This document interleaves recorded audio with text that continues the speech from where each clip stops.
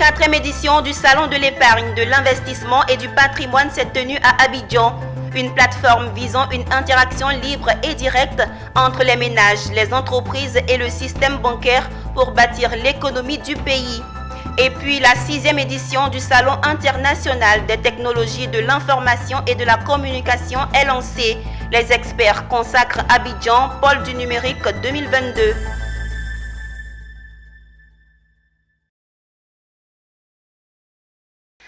Bienvenue Madame, Monsieur sur Business 24 Africa. Vous suivez le journal. Débutons cette édition en parlant de l'investissement. Il s'est tenu ce jeudi 18 novembre au Sofitel Hôtel Ivoire d'Abidjan, la 4e édition du Salon de l'épargne, de l'investissement et du patrimoine.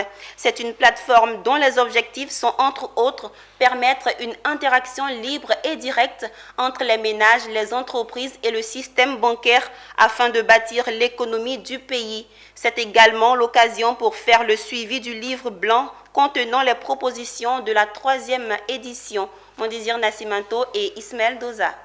Le Salon de l'épargne, de l'investissement et du patrimoine, initié par Laetitiane Cho Traoré, présidente directrice générale du groupe Addict, a réouvert ses portes pour une 4e édition. Dédiée à tous les acteurs du secteur bancaire, de la microfinance, de l'assurance, de l'immobilier, du secteur public et au grand public, ce salon se veut une occasion idéale pour mieux s'outiller, comprendre les marchés financiers et les réalités pour réaliser des placements adaptés à ces objectifs. Merci de votre présence continue à nos côtés.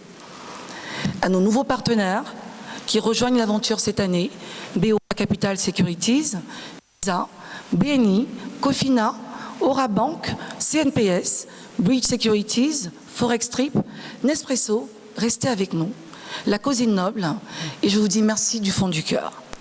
À tous ces experts du monde de la finance et d'ailleurs, panélistes, modérateurs, nous vous remercions pour le savoir que vous distillez et pour le temps que vous nous consacrez. Il est le témoignage de ce que nous partageons ensemble, une cause commune liée à ces sujets que nous défendons. L'État de Côte d'Ivoire, les acteurs du secteur bancaire et les ménages se sont mobilisés autour du thème « Bâtir une nouvelle génération d'épargnants en Côte d'Ivoire ». Cette édition permettra à tous ces acteurs de revisiter le livre blanc pondu après les 3 précédentes éditions qui ont drainé du monde. Elle permettra également, selon Paul Arietnar, directeur général de Ecobank Côte d'Ivoire, par ailleurs co-organisateur du CEP 2021, de parler de la mobilisation des ressources domestiques, un facteur clé dans le financement de l'économie nationale. Troisièmement, cette édition se veut plus sociale, plus pragmatique, plus proche des besoins des Ivoiriens. Ce salon doit permettre d'éduquer nos populations sur l'importance de l'épargne, sur son utilité et sur les options pratiques d'épargne possibles. Nous allons, à travers des masterclass, rentrer dans des sujets concrets. Comment préparer sa retraite? Comment planifier sa vie financière? Comment faire fructifier son épargne dans l'immobilier? Comment garder le même niveau de vie après 60 ans? Cette année, le CEP, Salon de l'épargne, de l'investissement et du patrimoine, en dehors des 4500 inscrits, a été diffusé sur les plateformes et réseaux sociaux. Il a été meublé de panels, de B2B et de visites de stands. Poursuivons cette chaîne d'information en nous intéressant à la mobilité urbaine. Les parties prenantes du comité de suivi et de pilotage du projet de mobilité urbaine d'Abidjan PMUA étaient en atelier ce mercredi. Il était question pour eux de valider leur plan de travail et leur budget annuel PTBA 2022. Mondésir Nascimento et Ismaël Doza.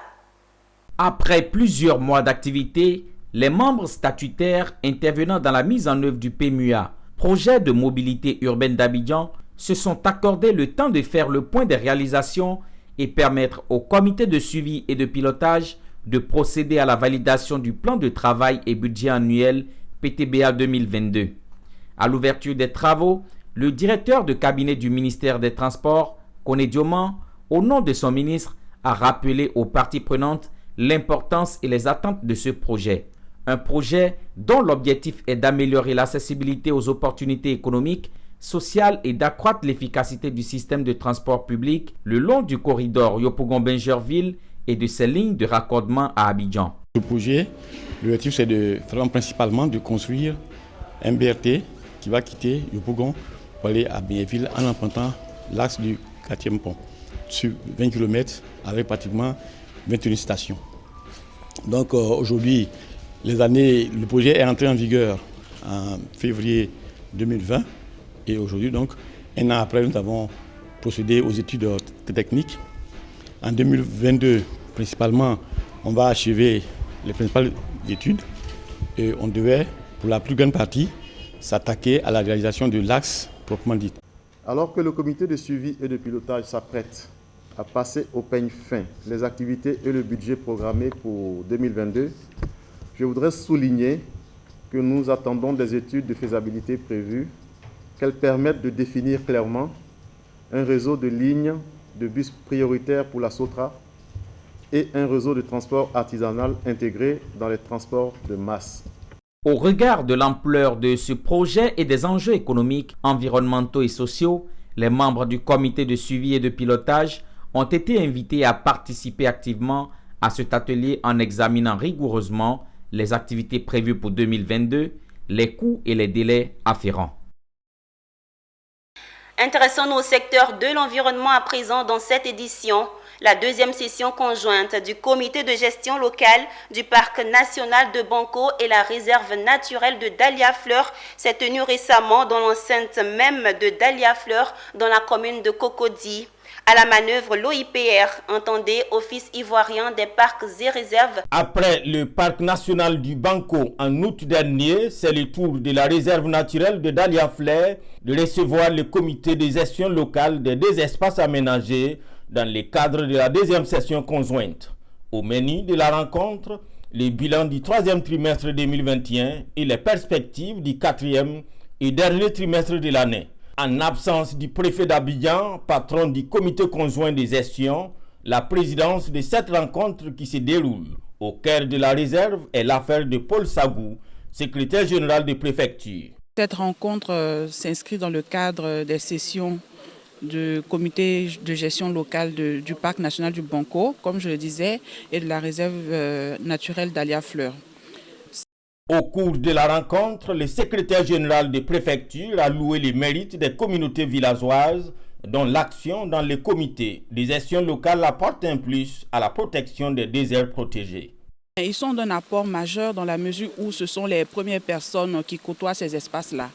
Les intégrer dans ces différents comités-là leur permet d'avoir une relation assez particulière, certes, mais à l'occasion de ces sessions-là, on leur fait savoir l'importance de ces aires-là. D'une superficie de 148 hectares, Dahlia-Fleur, autrefois une plantation de fleurs, est depuis 2004 propriété exclusive de l'État de Côte d'Ivoire et donc sous le contrôle de l'OIPR, Office ivoirien des parcs et réserves. Un office qui souhaite faire de ces lieux et du parc du Banco des espaces d'attraction touristique et éducatifs. Nous voulons amener avec des aménagements que le directeur général Tono Sama veut faire aujourd'hui et dans les 10 prochaines années, amener les Abidjanais à un mieux-être, à venir faire du sport, à Dahlia-Fleur, au Banco, respirer l'air nouveau, l'air pur.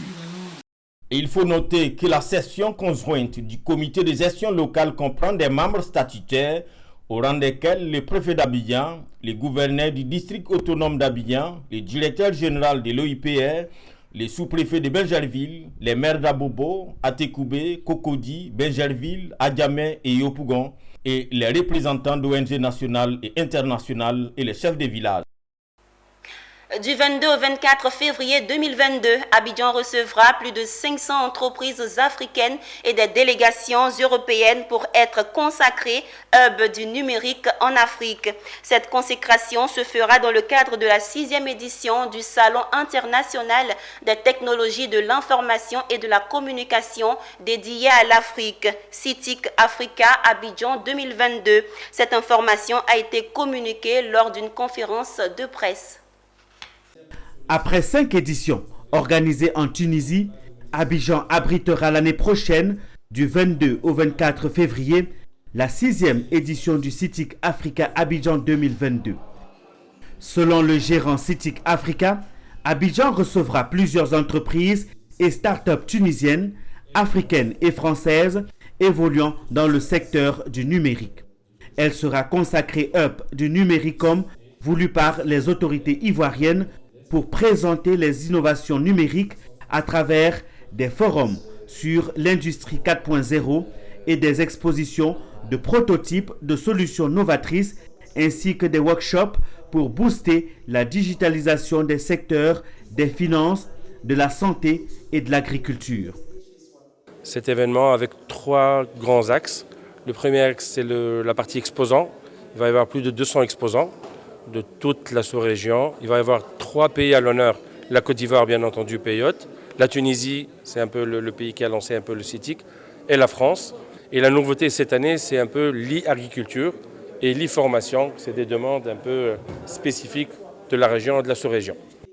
Ce projet a obtenu le quitus du ministère de l'économie, des télécommunications et de l'innovation, dont Alexia Amichia, chargée d'études, a invité, au nom du ministre Roger Félix Adom, les acteurs du biotope digital à se mobiliser pour faire de cet événement un franc succès. Pour la CGC, ce sera une opportunité pour les entreprises ivoiriennes de bénéficier des avancées technologiques et elles attendent beaucoup de ce salon orienté business. La première attente déjà, c'est de renforcer le partenariat Côte d'Ivoire-Tunisie, renforcer le partenariat entre les entreprises du secteur privé, mais également renforcer le partenariat, contribuer au renforcement du partenariat entre les institutions étatiques. La deuxième attente est bien sûr en termes de signature de contrats entre entreprises des 2 pays. Notons que le CITIC Africa Abidjan sera organisé pendant 5 ans à Abidjan avant de passer la main à un autre pays africain. C'était un reportage signé Patrick Coucrou, Valentin Kra et Pierre Tebeu. Des réponses pour guérir les sociétés d'assurance maladie. C'est ce que l'Asaci cherche depuis le 16 novembre 2021, date de démarrage des états généraux d'assurance maladie. Au 2e jour des assises, la prospection, l'introspection et la recherche de stratégies d'optimisation. Les prérequis pour un meilleur équilibre, coût des soins, primes d'assurance, regard croisé des fournisseurs d'assurance maladie ou encore la pertinence du tiers payant dans la stratégie d'optimisation des contrats d'assurance santé. Ce sont là les points à l'ordre du jour de la 2e journée des états généraux de l'assurance maladie. Et le moins que l'on puisse dire, c'est que le secteur est essoufflé. Alors c'est vraiment la réalité, C'est vrai que ça dénote, ou plutôt c'est très loin de l'image qu'on a des assureurs qui veulent que ce soit des structures puissantes, riches, mais dans la réalité, sur le secteur de la santé, les compagnies d'assurance sont à la peine. Au point où on n'exclut même pas le fait de quitter. Et il faut le dire. Et c'est pour ça que j'ai donné quelques exemples dans la présentation pour montrer à tous les partenaires qui étaient autour de la table que ce n'est pas simplement un mythe. Un essoufflement qui pourrait trouver un salut dans la digitalisation ou bien à regarder dans les notes du voisin, pas totalement voisin. La MISEFSI, Mutuelle Générale des Fonctionnaires et Agents de Côte d'Ivoire, qui a réussi sa mise et qui aujourd'hui est en état excédentaire. En fait, nous avons le métier de l'assurance. C'est notre mode de gouvernance qui est différent du mode de gouvernance des assurances. Nous avons dû prendre des mesures courageuses. Donc nous avons commencé d'abord par faire un diagnostic profond des raisons pour lesquelles nous sommes déficitaires. Nous avons fait une étude actuarielle et nous avons de façon très objective, en mettant nos sentiments de côté, regardé point par point et essayer de trouver des mécanismes pour pouvoir sortir de ces difficultés. D'abord, il fallait faire une autocritique qui a été faite et qui nous a permis d'identifier nos vrais problèmes. Et à ces problèmes, il y a forcément des solutions et nous avons eu le courage de les appliquer. La digitalisation est une évolution certaine pour les assureurs. On vit dans un monde où il y a TikTok, Facebook, Google, tout un tas d'acteurs, je dirais, qui militent en faveur de l'utilisation du digital. Chacun de nous, parfois, a 1, 2, 3 téléphones sur lesquels il navigue sur Internet. Donc, On ne peut pas échapper à une digitalisation d'un métier qui est très vieux et qui doit se moderniser. Pour Jean-Baptiste Kwame, ancien directeur général de SICARE, le gap des sociétés d'assurance de Côte d'Ivoire ces 10 dernières années est trop important, environ 43 milliards de francs CFA. Cependant, la cause n'est pas totalement perdue. On a vu que, en s'inspirant des exemples des structures qui marchent ailleurs, parce qu'on a eu beaucoup de communication, et donc on pourra donc, je crois, trouver des solutions pour redresser la branche. Il faut souligner qu'en Côte d'Ivoire, seulement 5% de la population possède une police d'assurance santé. Les conclusions de ces états généraux jetteront certainement un coup d'œil à ces stats en vue de travailler à une inclusion d'assurance sanitaire. Les travaux prendront fin vendredi. Une délégation composée de leaders de jeunesse est allée à la rencontre de la représentante de l'Union africaine en Côte d'Ivoire. Organisée par la Direction du civisme et de la citoyenneté, cette rencontre dénommée Visite citoyenne visait à permettre à ces jeunes de s'imprégner des missions de l'Union africaine relatives à la jeunesse. Walter Kofi et Tima Traoré y ont pris part. Migration clandestine, menaces terroristes, corruption, gouvernance, développement sont des sujets parmi tant d'autres qui ont été déballés lors de la visite citoyenne au bureau de liaison de l'Union africaine à Abidjan. Une rencontre qui a vu la participation de 25 jeunes leaders africains et des représentants résidents de l'Union africaine en Côte d'Ivoire. Ce cadre d'échange a eu pour objectif d'informer les jeunes sur toutes les actions et dispositions de l'Union africaine à leur endroit. Il s'agissait de permettre à des jeunes étudiants membres d'organisations panafricaines ou d'ONG de se rapprocher de l'Union africaine et d'être des acteurs clés dans le relais de l'information concernant les missions de l'Union africaine dans leur organisation. Des fois, nous sommes chez nous à la maison, nous ne savons pas réellement qu'est-ce que ces institutions font. Eux, venir échanger avec ces institutions vraiment sur toutes les questions qui tordent notre esprit. Moi, je pense que c'est une initiative vraiment à saluer. Donc aujourd'hui, nous avons beaucoup appris cela, mais comment même l'Union africaine même organisée, surtout même aussi dans l'atteinte aussi de l'agenda central de l'Union africaine, la question aussi de la promotion de la charte africaine de la jeunesse, nous avons vraiment beaucoup appris sur la question aujourd'hui. Initié par le ministère de la Promotion de la Jeunesse, de l'Insertion professionnelle et du Service civique, à travers ses directions opérationnelles, dont la direction du civisme et de la citoyenneté, cette activité met en exergue l'importance de l'implication de la jeunesse dans le développement du continent. Nous avons des visites citoyennes qui sont organisées, nous avons des rencontres qui sont organisées pour que véritablement les jeunes, les échanges qui sont organisés tels que celles qui ont été organisées aujourd'hui, pour que les jeunes véritablement comprennent qu'ils ont aussi leur part à jouer. Notons que cette année 2021, l'Union africaine consacre le mois de novembre à la jeunesse africaine sous le thème « Définir l'avenir d'aujourd'hui ». Des solutions menées par les jeunes pour construire l'Afrique que nous voulons, un terme qui invite les gouvernements du continent africain à réfléchir et agir en fonction de leur engagement envers la jeunesse. Rendons-nous à San Pedro. Le projet d'infrastructure de développement urbain et de la compétitivité des agglomérations secondaires a été initié en juin 2017 avec un financement conjoint de la Banque mondiale et de l'État de Côte d'Ivoire à hauteur de 78 milliards de francs CFA pour une période de 4 ans. Objectif, développer de nouveaux pôles de croissance économique en dehors d'Abidjan. La première phase du projet concerne 2 villes pilotes dont Bouaké et San Pedro qui sont des pôles de développement stratégique. Cerise sur le gâteau, le PDUCAS vient de lancer un programme sur l'entrepreneuriat. Objectif, accompagner les entrepreneurs et les porteurs de projets dans la réalisation et le développement de leur entreprise. Philippe Zabo nous commente le reportage de Abel Kwao. Le projet d'infrastructure pour le développement urbain et la compétitivité des agglomérations secondaires, en abrégé PDUCAS, a présenté à San Pedro son programme d'entrepreneuriat. Un programme qui, selon ses promoteurs, répond aux besoins des entrepreneurs des villes pilotes de Bouaké et San Pedro. D'abord, le concours de plan d'affaires CPA, qui vise à accompagner les porteurs de projets dans le développement et le lancement de leurs activités. Ensuite, le programme d'accélération de croissance PAC, qui lui servira à la formation et au développement des capacités des micro, petites et moyennes entreprises formelles et informelles déjà existantes. Et enfin, le programme de fonds à coût partagé, un mécanisme de subvention des PME pour la réalisation d'activités essentielles à leur développement. Un concours sera organisé tous les 10 mois par ville pour stimuler l'entrepreneuriat et créer de nouvelles entreprises pour développer leurs capacités et croissance avec 3 milliards de francs CFA de budget d'investissement.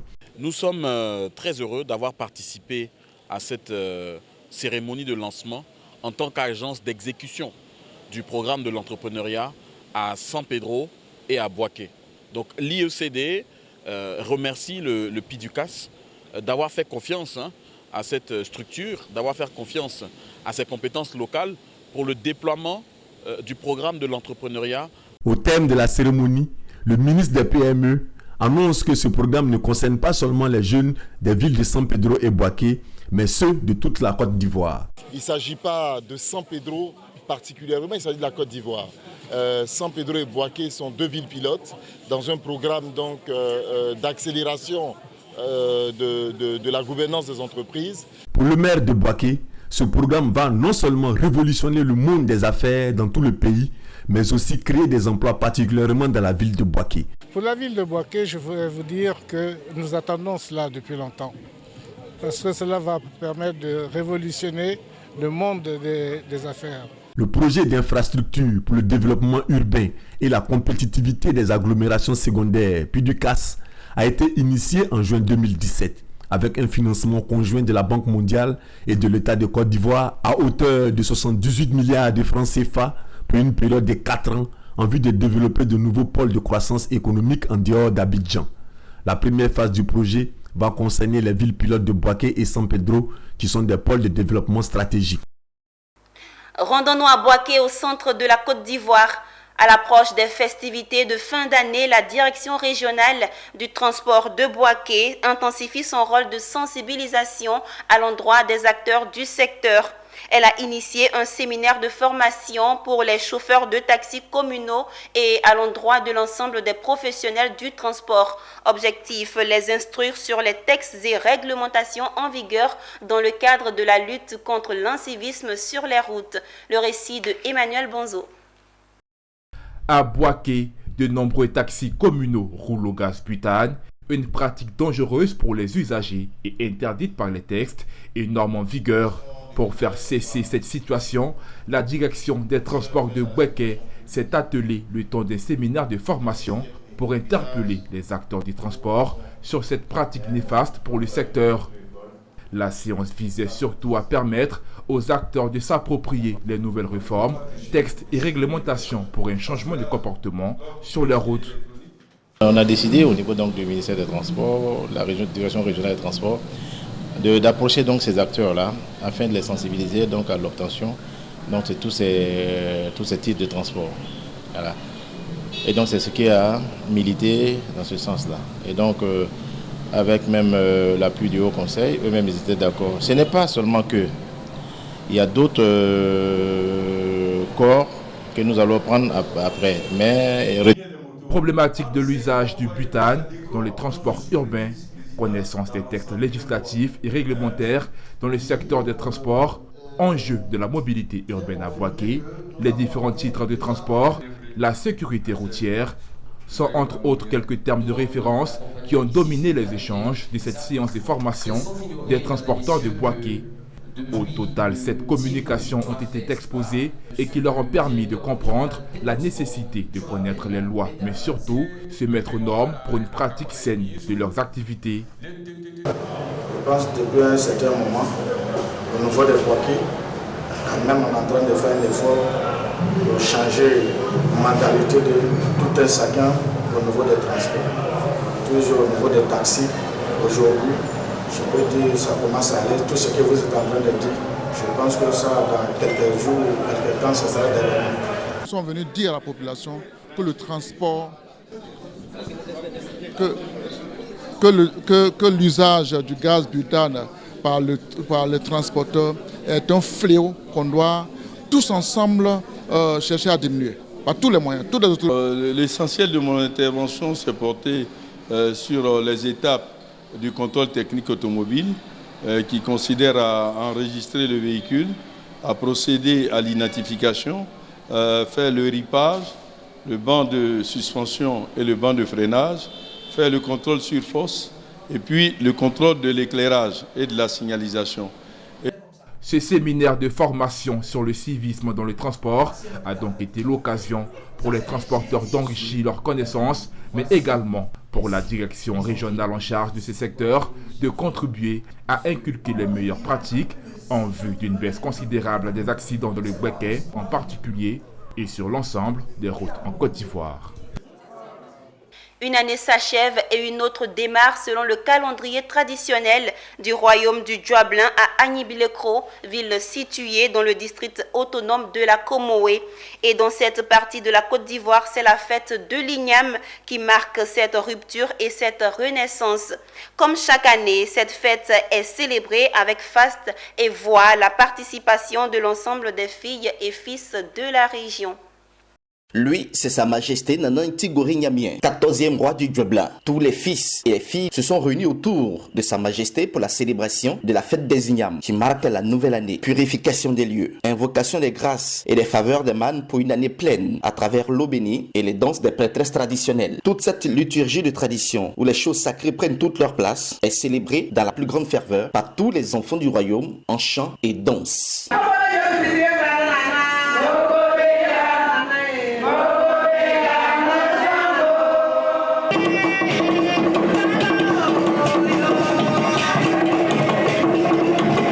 La fête des Ignames est l'opportunité de traduire la reconnaissance du peuple aux mânes des ancêtres pour l'avoir épargné de la famine, dont le tubercule à l'honneur sauva la tribu il y a plusieurs siècles, qui voit la fête des Ignames d'être la plus importante du calendrier à Caen. La fête des Ignames marque la fin d'une année et nous allons entamer notre année. Et nous avons gardé cette tubercule-là comme l'un des symboles forts lors de nos cérémonies de réjouissance. La fête a vu la participation de toutes les têtes couronnées d'Abenkrou, de Niablé, d'Amélitia, de Bongouanou et de bien d'autres localités. Parmi eux, la présence des Brons, leurs alliés, à travers la danse Kété. Cette cérémonie a bénéficié du parrainage de son Excellence le Premier ministre Patrick Hachi, représenté par les ministres Pascal Abinan-Kwako, ministre-gouverneur du district autonome de la Comoé, et Sendou Fofana du tourisme et des loisirs, tous deux fils de la localité. Cette célébration présente à nos yeux, au plan culturel, ce que nos ancêtres ont vécu et qui témoigne éloquemment de ce que l'histoire